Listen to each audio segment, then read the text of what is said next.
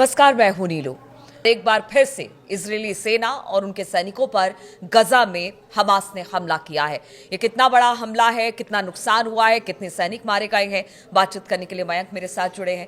मयंक, आप देख रहे हैं हम कि पहला अभी कुछ दिन पहले ही, अब 2-4 दिन पहले एक बड़ा हमला हुआ, फिर एक बड़ा हमला अब बताया जा रहा है जिसमें कुछ सैनिक इजरायलियों के मारे गए हैं।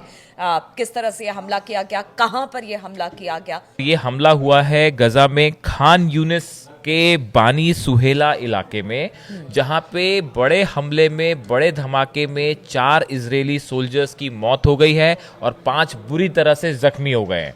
देखिए, ये बहुत बड़ा हमला है और ये बड़ी कैजुअलिटी है जिसमें 4 इजरायली सोल्जर्स मारे गए हैं और 5 जो है वो बुरी तरह जख्मी हैं।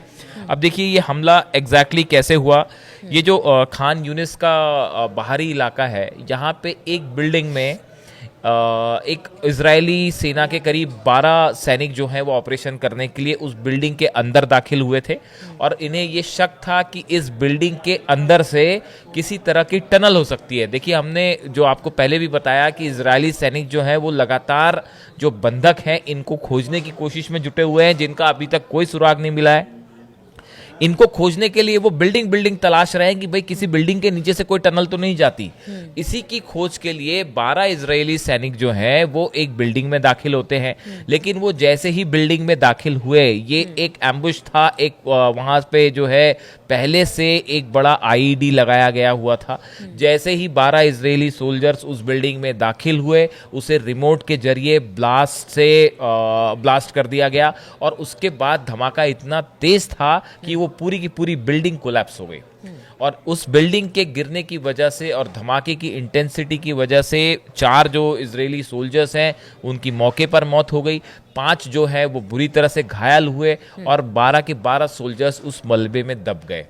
जिसके बाद उनको बाहर निकालने का काम शुरू हुआ, लेकिन उसमें काफ़ी वक्त लगा क्योंकि उस इलाके में एम्बुश का खतरा था। वहां पे पहुंचना, बैकअप इजरायली जिस तरह से पहले हमला हुआ कुछ उसी तरह का हमला है। इस बार जो है वो चूंकि बिल्डिंग के अंदर हमने देखा कि पहले जो है टनल्स के बाहर या फिर रास्तों पे आईडी लगाए गए थे, लेकिन ये पहली बार ऐसा देखने को मिला है जिसमें एक बिल्डिंग के अंदर आईडी लगाया हुआ था और पहले से एक प्लॉट तैयार था कि भाई इजरायली सैनिक जैसे ही आएंगे खोजने के लिए उसे ब्लास्ट कर दिया जाएगा। और बिल्कुल उसी तरह से ये ब्लास्ट हुआ। उसके बाद कई घंटों तक इजराइल को मशक्कत करनी पड़ी अपने सोल्जर्स को बाहर निकालने के लिए। एक तो जो मलबा गिरा हुआ था बिल्डिंग का, उसके नीचे सोल्जर दबे थे, वहां निकालने में बड़ी मुश्किल हुई। फिर उनको हेलीकॉप्टर से जो है वापस इजराइल भेजा गया।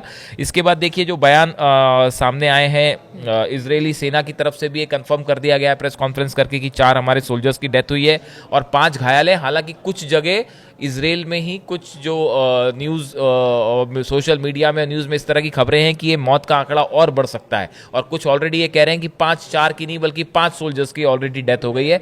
ऐसी भी खबरें हैं और कई बुरी तरह से घायल है।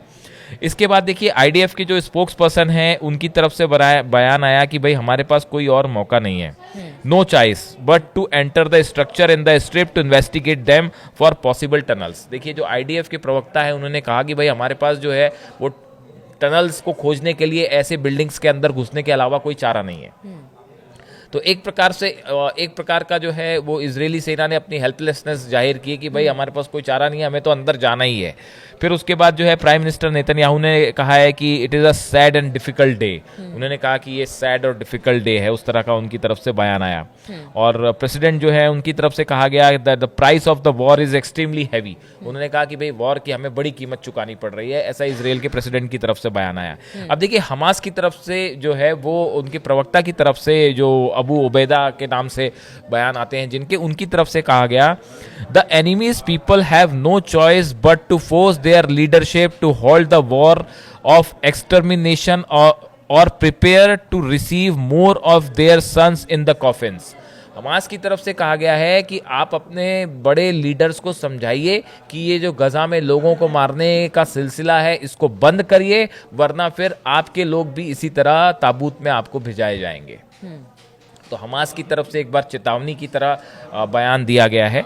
अब देखिए ये इस पूरे वॉर के बाद जो है ये हमला, ये बहुत ही बड़ा हमला माना जा रहा है। अभी जैसा आपने बताया, अभी पिछले हफ्ते 5-6 दिन पहले की बात है कि ऐसे ही इजरायली सोल्जर्स का एक पूरा काफिला उड़ा दिया गया था सड़क के किनारे जो है, और वो तो इजरायली सेना जो बम इस्तेमाल करती है उसी को आईडी की तरफ से इस्तेमाल किया गया था। हो सकता है इस मामले में भी यही हो।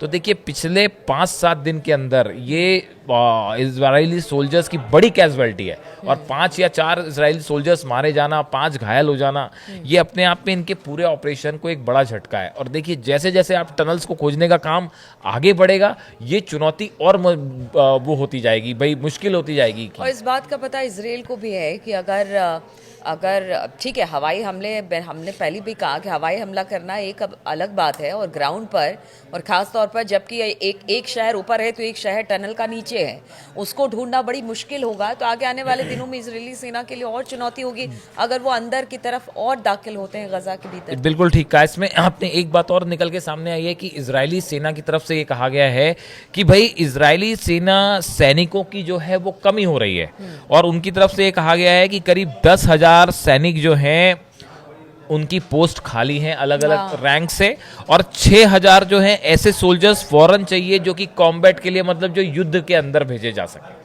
तो इजरायली सेना देखिए, एक तो लंबे समय से वॉर चल रहा है तो सेना थकी हुई भी है, सोल्जर्स थके हैं, ऐसी खबर आ रही है, इतने सोल्जर्स मारे गए, इनके परिवार वाले भी अब इसका विरोध कर रहे हैं। ये तो है ही कि भाई इसमें जो है कोई शक नहीं है कि मुश्किल की इजराइल की सेना को भी अच्छी खासी चुनौती का सामना करना पड़ रहा है गजा में, और लगातार जो है अब तो हमले और बढ़ गए हैं। मतलब ऐसा लग रहा है कि शायद हमास ने की तरफ से अपनी स्ट्रेटेजी चेंज की गई है, या अल कस्साम ब्रिगेड जो है इनकी, इसकी तरफ से अपनी स्ट्रेटेजी चेंज की, और एम्बुश करके जो हमले हो रहे हैं इनसे जो है वो थोड़ा सा मुश्किल है। और देखिए इसी तरह जब ये हमला हुआ, ये कल की ही बात है, ये हम आपको जो हमले बता रहे हैं ये कल की, पुरानी कोई बात नहीं हो रही है, नई बात हो रही है। और हाँ, ये शुक्रवार की बात है, हमले शुक्रवार के ईद से ठीक पहले हमले हुए हैं।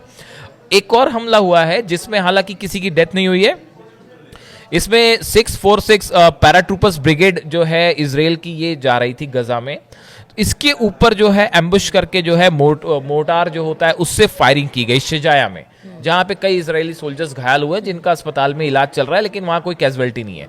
तो देखिए जिस तरह से एम्बुश करके हमले हो रहे हैं, अब इनसे पार पाना इजराइल के लिए एक बड़ी चुनौती है। और ईद से ठीक पहले जो सोशल मीडिया में बात वायरल हो रही है कि जिस तरह से इजरायली सैनिक मारे गए, ये भी तो है मयंक कि जिस तरह से गजा के हालात हैं, अब सामने यही है कि या तो लड़ो या तो मरो। हाँ, तो अब ये एक आर पार की लड़ाई जो है वो शुरू हो गई है गजा में, जिसमें जल्दी ही एक नतीजा निकलता दिखेगा कि इस पार या उस पार, लेकिन फिलहाल इजरायली सेना के लिए बड़ा झटका।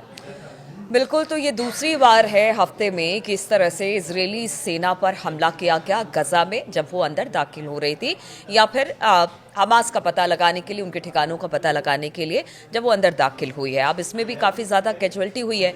ऐसे में अब जब इजरायली सेना है जो लगातार गजा में जो वहाँ पर हमास के ठिकाने उनको तबाह करने के लिए अगर आगे बढ़ती है, तो आगे भी इस तरह की चुनौती से उन्हें दो चार होना पड़ेगा।